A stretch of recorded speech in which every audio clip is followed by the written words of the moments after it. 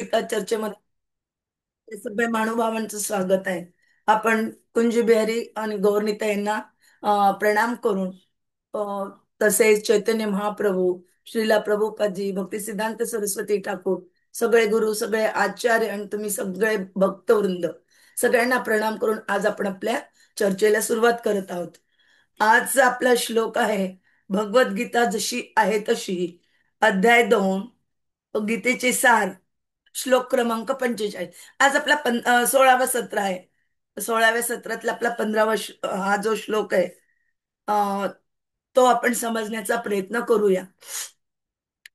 त्रैगुण्य विषया वेदा त्रैगुण्यविषया वेदाः निहि त्रैगुण्य भव अर्जुन, निहि त्रैगुण्यभव अर्जुनः निर्द्वन्द्व नित्य सत्वस्थः, निर्द्वन्द्वः नित्यसत्त्वस्थः निर्योग क्षेम आत्मवान. निर्योगक्षेम आत्मवान् त्रैगुण्य विषया वेदा त्रैगुण्यविषया वेदाः निहि त्रैगुण्य भव अर्जुन, निहि त्रैगुण्यभव अर्जुनः निर्द्वन्द्व नित्यसत्त्वस्थः, निर्द्वन्द्वः नित्यसत्त्वस्थः निर्योगक्षेम आत्मवान्. निर्योगक्षेम आत्मवान् त्रैगुण्य विषयः वेदाः त्रैगुण्यविषया वेदाः निहि त्रैगुण्य भव अर्जुन, निस्त्रैगुण्यभव अर्जुनः निर्द्वन्द्व नित्यसत्त्वस्थः, निर्द्वन्द्वः नित्यसत्त्वस्थः निर्योगक्षेम आत्मवान्. निर्योगक्षेमः हरे आत्मवान् कृष्ण. त्रैगुण्यविषया वेदा निस्त्रैगुण्यभव अर्जुन निर्द्वन्द्वः नित्यसत्त्वस्थ निर्योगक्षेम आत्मवान्. कुणी बोलू पाहत का? कुणाला इच्छा आहे बोलण्याची? हरे कृष्ण. भाषांतर तथा तात्पर्य प्रभुपादजींच्या द्वारे. वेद प्रामुख्याने भौतिक प्रकृतीच्या 3 गुणांचे विवेचन करतात. हे अर्जुना, या 3 गुणांच्या पलीकडे स्थित हो, द्वंद्वातून मुक्त हो आणि लोभ व रक्षण यांच्या काळजीतून मुक्त होऊन आत्मपरायण हो. तात्पर्य: सर्व भौतिक कार्य ही भौतिक प्रकृतीच्या 3 गुणांच्या क्रिया व प्रतिक्रियांमुळे घडून येत असतात. ती सर्व भौतिक प्रकृतीत बद्ध करणाऱ्या कर्म फलप्राप्तीकरिता असतात. सर्वसामान्य लोकांचा इंद्रिय तृप्तीच्या क्षेत्रातून आध्यात्मिक स्तरापर्यंत क्रमाक्रमाने उद्धार करण्यासाठीच वेद हे विशेषतः सकाम कर्माचे विवेचन करतात. भगवान श्रीकृष्णांचा सखा व शिष्य अर्जुन याने वैदिक तत्वज्ञानाच्या दिव्य स्तरापर्यंत स्वतःला उन्नत करावे, असा त्याला सल्ला देण्यात आला आहे. वैदिक तत्वज्ञानाचा आरंभ ब्रह्म जिज्ञासा किंवा सर्वोच्च आध्यात्मिकतेविषयीच्या प्रश्नापासून होतो. भौतिक प्रकृतीत असणारे सर्व जीव अस्तित्वासाठी अत्यंत कठीण असा संघर्ष करीत आहेत. भौतिक विश्वाच्या निर्मितीनंतर अशा लोकांसाठी कसे राहावे आणि भौतिक बंधनातून कसे मुक्त व्हावे हे शिकवण्यासाठीच भगवंताने वेद ज्ञान दिले. जेव्हा इंद्रियतृप्तीच्या कार्याचा अंत होतो, अर्थात कर्मकांडाचा अध्याय संपतो, तेव्हा उपनिषदांच्या रूपामध्ये आध्यात्मिक साक्षात्कार प्राप्तीची संधी उपलब्ध होते. ज्याप्रमाणे भगवद्गीता हे पाचव्या वेदाचा म्हणजेच महाभारताचा एक भाग आहे, त्याप्रमाणे उपनिषद ही विविध वेदांचा भाग आहेत. उपनिषदांपासून आध्यात्मिक जीवनाचा प्रारंभ होतो. जोपर्यंत भौतिक शरीराचे अस्तित्व असते, तोपर्यंत भौतिक गुणांच्या क्रिया आणि प्रतिक्रिया घडत असतात. सुख आणि दुःख, शीत आणि उष्ण इत्यादी द्वंद्वातून सहनशील होण्यास मनुष्याने शिकले पाहिजे. अशा द्वंद्वांना सहन करून लाभ हानी यांच्या काळजीतून मुक्त झाले पाहिजे. जेव्हा मनुष्य पूर्णतः श्रीकृष्णांच्या इच्छेवर अवलंबून राहून पूर्णपणे कृष्ण भावनाभावित होतो, तेव्हा तो या दिव्य आध्यात्मिक स्तराची प्राप्ती करतो. ओम ज्ञानतिमिरन्धस्य ज्ञानांजन शलाकया चक्षुरुन्मीलितं येन तस्मै श्री गुरवे नमः. श्री चैतन्य मनोभीष्टं स्थापितं येन भूतले स्वयं रूपः कदा मह्यं ददाति स्वपदान्तिकम्. वन्देऽहं श्रीगुरोः श्रीतपदकमलं श्रीगुरून् वैष्णवाञ्च श्रीरूपं साग्रजातं सगणरघुनाथान्वितं तं सजीवं साद्वैतं सावधूतं परिजनसहितं कृष्णचैतन्यदेवं श्रीराधा कृष्णपादान् सगणललिता श्रीविशाखान्विताञ्च. नमो ओं विष्णुपादाय कृष्णप्रेष्ठाय भूतले श्रीमते भक्तिवेदान्त स्वामिनिते नामिने. नमस्ते सरस्वते देवे गौरवाणी प्रचारिणे निर्विशेष शून्यवादी पाश्चात देश तारिणे वाञ्छा कल्पतरुभ्यश्च कृपा सिन्धुभ्य एव च पतितानां पावनेभ्यो वैष्णवेभ्यो नमो नमः। जय श्री कृष्ण चैतन्य प्रभु नित्यानंद श्री अद्वैत गदाधर श्रीवासादि गौर भक्तवृंद। हरे कृष्ण कृष्ण कृष्ण हरे हरे, हरे राम राम राम हरे हरे, हरे कृष्ण कृष्ण कृष्ण हरे हरे, हरे राम राम राम हरे हरे, हरे कृष्ण कृष्ण कृष्ण हरे हरे, हरे राम राम राम हरे हरे। हरे कृष्ण। अ, हा जो श्लोक आहे ना, खूप महत्वपूर्ण श्लोक आहे। जर आपण या श्लोकाचा बारकाईने अभ्यास केला तर आपल्या लक्षात येईल की हा का महत्वपूर्ण आहे। कारण आपण जर भाषांतर ऐकलं ना, त्याच्यात आपल्याला कळतं की त्या ठिकाणी भगवंताने अर्जुनाला चार गोष्टी करायला सांगितलंय। एक, गुणांच्या पलीकडे स्थित हो। दोन, द्वंद्वातून मुक्त हो। लाभ व रक्षण यांच्या काळजीतून मुक्त हो। आणि चौथं, आत्मपरायण हो। हे चार गोष्टी करायला त्यांनी अर्जुनाला सांगितलंय। आणि असं का सांगितलं, आपल्या मनात प्रश्न येणार। तेच आपल्याला आजच्या श्लोकामध्ये पाहायला मिळेल। आता आपण जी भौतिक कार्य वगैरे करतो, ती कार्य ही प्रकृतीच्या, आपल्याला माहिती आहे प्रकृतीची निर्मिती कशी झाली। प्रकृतीच्या निर्मितीनंतर गुणांचा काळाशी विक्षुब्ध झाल्यामुळे गुणांची निर्मिती झाली व त्या गुणांच्या प्रक्रियेमुळे काय होतं की आपण ज्या क्रिया करतो त्यांची ज्या प्रतिक्रिया असतात त्या घडून येतात त्रिगुणांच्यामुळे। म्हणजे सगुण असे सगुण गुणाचा जर सहयोग झाला त्याच्याशी तर सगुणात्मक क्रिया होतात। नंतर रजोगुणाशी झालं तर रजात्मक क्रिया होतात। ते तम तम तामसिक गुणाशी जर संपर्क झाला तर तामसिक क्रिया होतात। आणि त्यांच्या कॉम्बिनेशनने अलग अलग, कधी सत्वगुण जास्त, कधी तमोगुण जास्त, तर कधी रजोगुण जास्त, अशा वेगवेगळ्या क्रिया होतात। आपल्याला मागच्या 3 श्लोकांमध्ये आपण बघितलंय की वेदांनी काय सांगितलंय, काम भोग वाढणारे जे बुद्ध आहेत गोष्टी, त्याला त्या बुद्धीला अनेक शाखांमध्ये त्या वाटल्या जातात।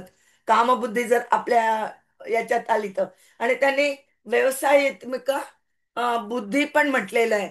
आता व्यवसायात्मिका बुद्धी का म्हटलंय, तर बुद्धी म्हणजे शाश्वत जीव आहे। जीव कसा आहे, शाश्वत आहे। आणि ह्या जगात सगळं काही भोग करायची इच्छा असते, पण हे अ, जे शाश्वत जीव आहे त्याला ते स्पर्श नाही करू शकत। कोणत्याही ग्रहामधील कोणीही असो, कोणताही भोग असो, त्याला टच स्पर्श नाही करतायत। आणि भौतिक आणि आध्यात्मिक यामध्ये समन्वय करायचा असेल तर आपल्याला निश्चित करावं लागेल की आपल्याला त्या गुणांच्या अनुसार कार्य करावं लागेल। म्हणजे होऊ शकतं की आपण कधी सत्वगुणात करू, कधी तमोगुणात करू, कधी रजोगुणात। आपल्याला माहितीये की मला हे पाहिजे ते पाहिजे, ह्या ज्या गोष्टी पाहिजे त्याच्यासाठी आपण जे काय प्रयत्न करतो ते आपल्या रजोगुणात येतं। आणि तमोगुणात कोणी माझा अपमान केला, मला त्याचा बदला घ्यायचा आहे, कोणी माझ्याशी असं वागलं, माझ्या ह्या वस्तू हरवल्या, का हरवल्या, का भगवंताने माझ्यासाठी असं केलं, अशा काही गोष्टी आपण विचार करतो किंवा काही कार्य करतो त्याप्रमाणे ते तमोगुणात येतं। आणि सत्वगुणात काय होतं की हे जे कार्य केलं जातंय ते कार्य आपण भगवंताच्या सेवेसाठी करतो आणि शुद्ध कार्य करतो की काही वेळेला पुण्य वगैरे प्राप्त व्हावं म्हणून करतो। ते सकाम कर्म असतं पुण्यप्राप्तीसाठी। त्याचा सगळ्याचा विचार वेदांमध्ये करण्यात आलाय। वेदामध्ये कुठेही सांगितलं नाहीये की तुम्ही कर्मकांड करू नका। प्रायतः वेदांमध्ये कर्मकांड सांगितले, परंतु ते कर्मकांड च्या पुढे जाऊन, कारण काय आहे, आज जर आपण कुणाला जर सांगितलं आणि तुम्हाला अनुभव असेल आपण जर कोणाला सांगितलं की आपण भगवंताचं नाव घ्या, जप करा, कोणी तयार होणार नाही. जो अभक्त आहे तो कधीही तयार होणार नाही. अशा अभक्ताला जर आपल्याला भक्तीत आणायचं असेल, तर त्यासाठी आपल्याला काय करावं लागतं? त्याला अगोदर कर्मकांड करायचं सांगावं लागतं, की तू हे असंच कर, ह्या देवतेची उपासना कर, तुला असं असं फळ प्राप्त होणार. मग त्याचा विश्वास बसतो आणि तो ते कार्य करायला लागतो. मग हळूहळू त्याचा विश्वास वाढत जाऊन तमोगुणातील व्यक्ती रजोगुणात येते, रजोगुणातली व्यक्ती सत्वगुणात येते, आणि सत्वगुणाच्या पुढे विशुद्ध सत्वगुण जोवर आपण प्राप्त करत नाही, तो वर आपण शुद्ध भक्त आहोत असं म्हटलं जात नाही. आणि ह्या ठिकाणी हरे कृष्ण कृष्ण कृष्ण हरे हरे, हरे राम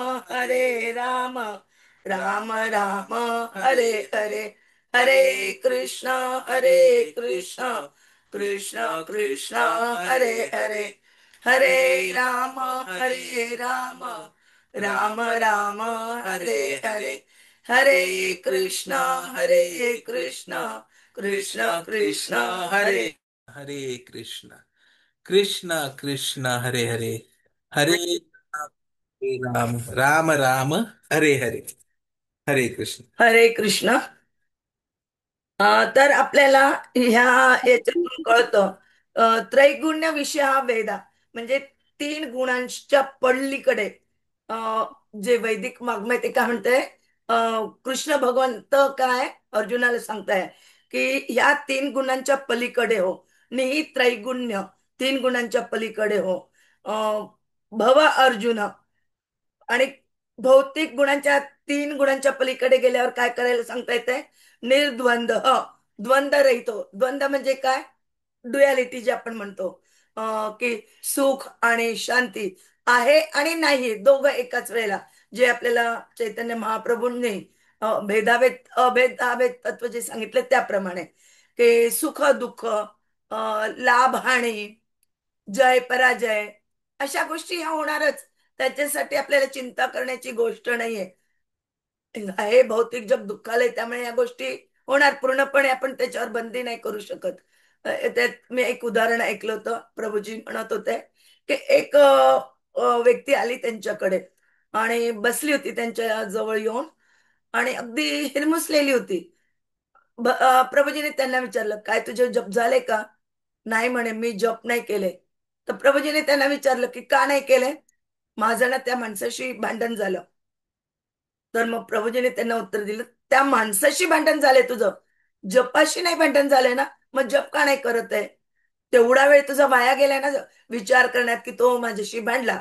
तर आपल्याला यावरून हे शिकायचं आहे की आपल्याला वेळेचा अपव्यय नाही करायचा आहे.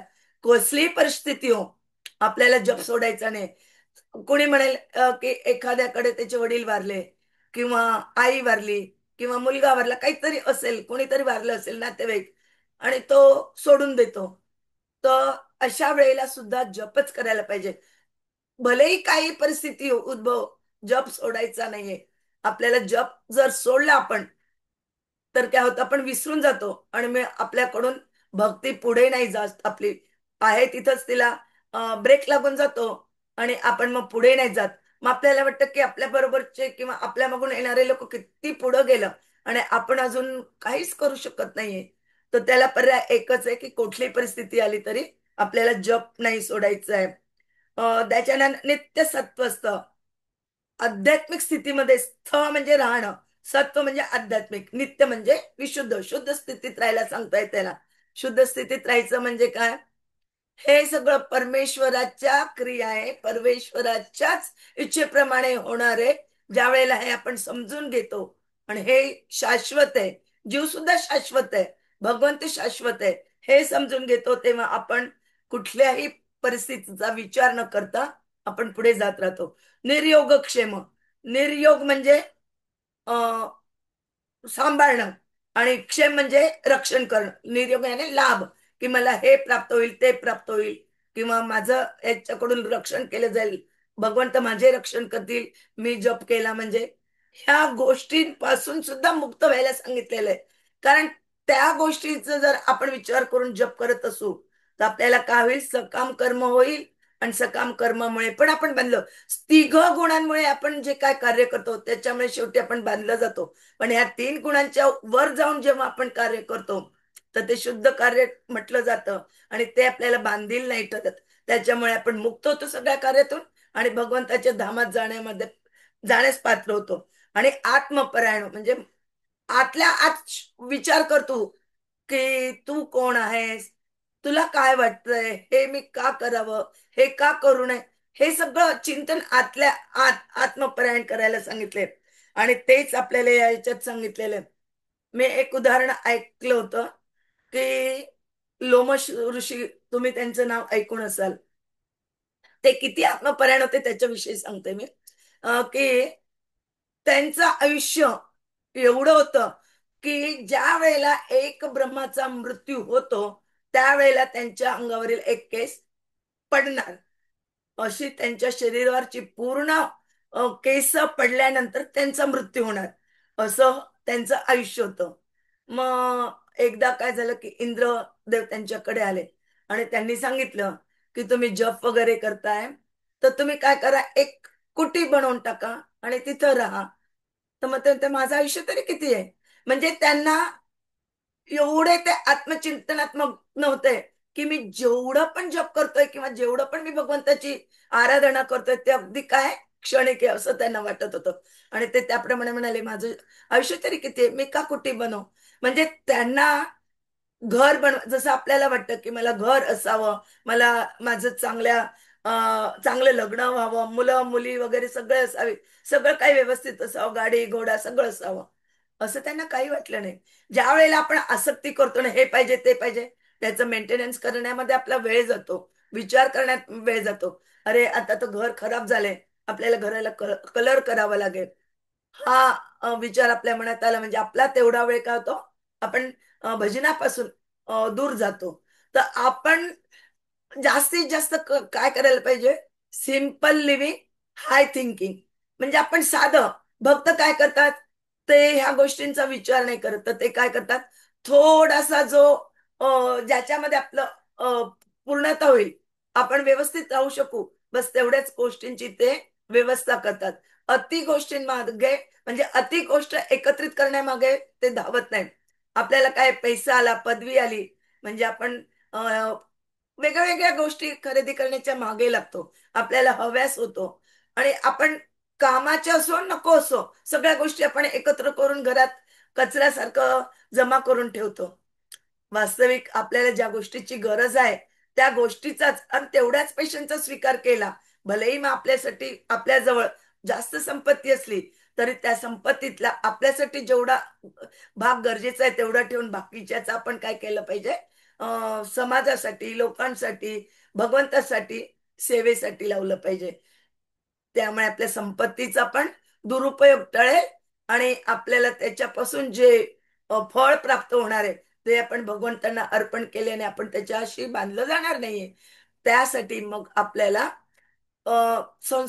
ईशा याच्यामध्ये पण आहे ना, ईशोपनिषद मध्ये, की भगवंताने जेवढं आपल्यासाठी राखून ठेवलेलं आहे तेवढंच आपण स्वीकारावं. त्यापेक्षा जास्त जर केलं आणि आपण जर अति करायच्या मागे पडलो तर आपण काय करतो, चोर म्हटलं जातो.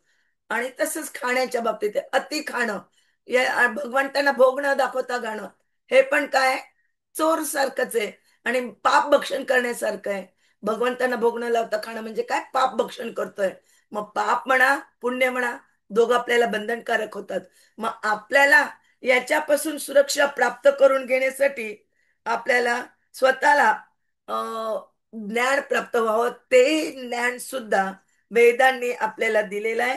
आणि भगवान श्रीकृष्णांचा सखा वशिष्ठ अर्जुन याला पण या वैदिक तत्वज्ञानाच्या स्तरापर्यंत स्वतःला उन्नत करावे असा सल्ला देण्यात आला.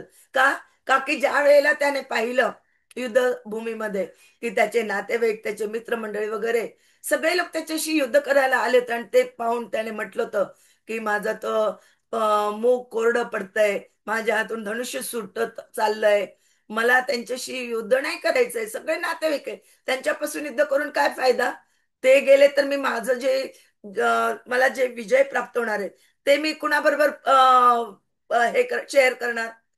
तर मला हे नकोय. पण ज्या वेळेला मग भगवंताने त्याला ही भगवद्गीता सांगितली आणि सांगितलं की प्रत्येकाने काय केलं पाहिजे, धर्म कर्तव्य केलं पाहिजे. धर्म कर्तव्य हे पण काय आहे? आत्मिक आहे आणि म्हणजे आंतरिक आणि बाह्य धर्म तत्व असतात.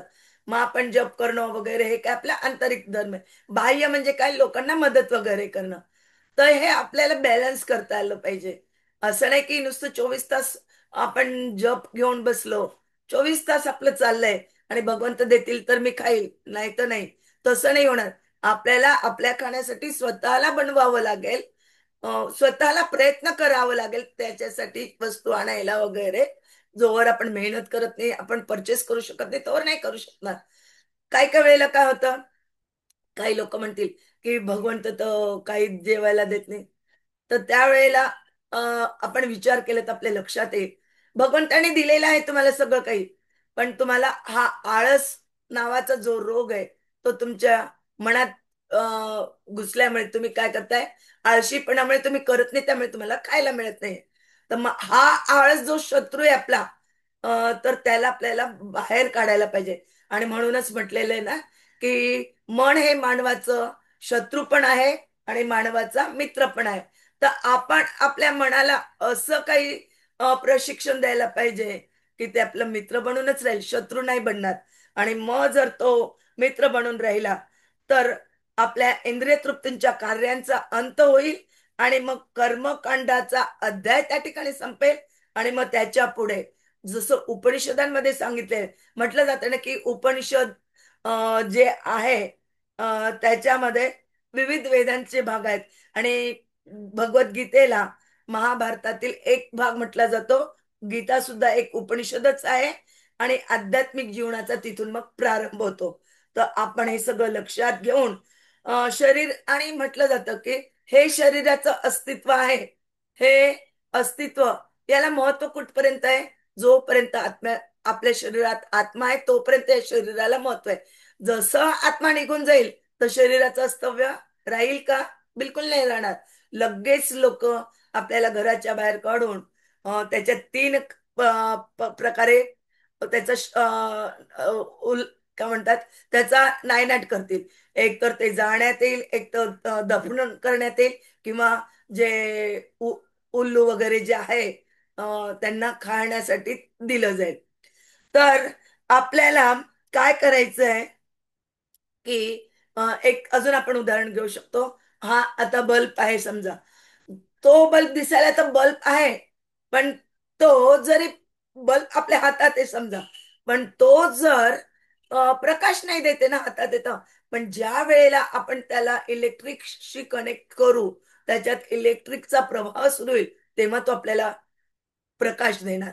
तर आपल्याला असाच प्रकाश आपल्या अंतर्मनातून प्रकाशित करून आपल्याला भगवंताला जाणून घ्यायचं आहे आणि भगवंताच्या सेवेमध्ये आपल्याला त्याचा उपयोग करायचा आहे. आणि म्हणून इथं सांगितलंय तात्पर्यामध्ये प्रभुपादजींनी की द्वंद्वातून सहनशील होण्यासाठी शिकलं पाहिजे. आणि ज्या वेळेला आपण सहनशीलता शिकतो तेव्हा मनुष्य पूर्णपणे श्रीकृष्णांच्या इच्छेवर अवलंबून राहतो आणि कृष्ण भावना भावित होतो. तेव्हा त्याला आध्यात्मिक स्तराची प्राप्ती होते. आणि मग त्यावेळेला तो शुद्ध भक्त किंवा काय म्हणतात आध्यात्मिक भक्त म्हणून म्हटला जातो. असं या श्लोकामध्ये आपल्याला या जे अर्जुनाला 4-5 गोष्टी करायच्या सांगितल्या आहे, त्या केवळ अर्जुनासाठीच नसून आपल्याला सुद्धा उद्देशून सांगितलेलं आहे की आपणही ही जी 3 गुणांची प्रकृती आहे, त्या 3 गुणांचं जे विवेचन करण्यात आलं आहे वेदांमध्ये, ते पाहता गुणाच्या पलीकडे स्थित व्हायला पाहिजे, द्वंद्वातून मुक्त झालं पाहिजे आणि लाभ आपल्याला प्राप्त होईल नाही होईल त्याचा विचार नाही करायचा आहे. रक्षण, आपलं परिलक्षण म्हणजे सांभाळ, हे सुद्धा आपल्याला याच्या पण काळजीतून मुक्त व्हायचं आहे आणि आत्मपरायण व्हायचंय. एवढं आपण केलं म्हणजे आपलं जे जीवनाचं ध्येय ते सफल होईल. हरे कृष्ण.